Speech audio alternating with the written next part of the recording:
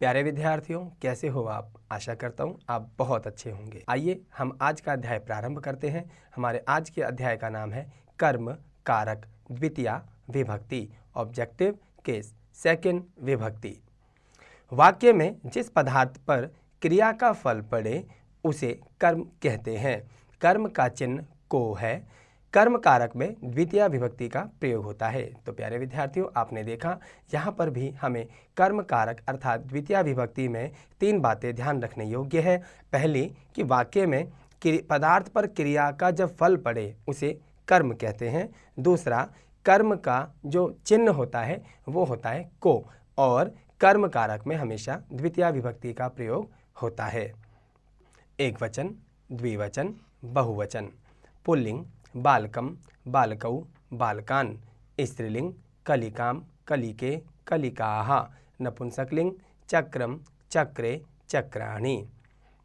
बालः दुग्धम पिबति, बाला भोजनम खादति।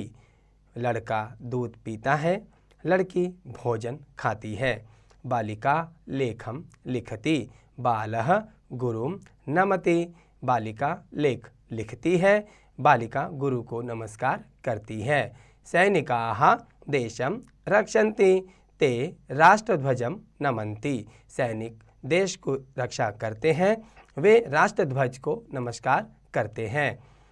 सः पत्रम पठति, तौ पत्रे पठथ। बालकाः पत्राणि पठन्ति। हिंदी अनुवाद, वह पत्र पढ़ता है, वे दोनों पत्र पढ़ते हैं। अनेक बालक पत्र पढ़ते हैं। अहम भोजनम खादामि, युवाम फले खादत। नराः भोजनानि खादन्ति, मैं भोजन खाता हूँ, तुम दोनों फल खाते हो। अनेक लोग भोजन खाते हैं।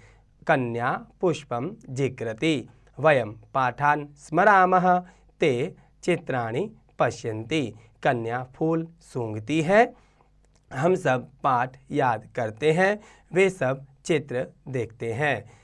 प्यारे विद्यार्थियों, यहाँ पर विशेष यह है कि यह आवश्यक नहीं कि कर्म चिन्ह को सदा शब्द के लिए अवश्य लगे, कई बार नहीं भी लगता।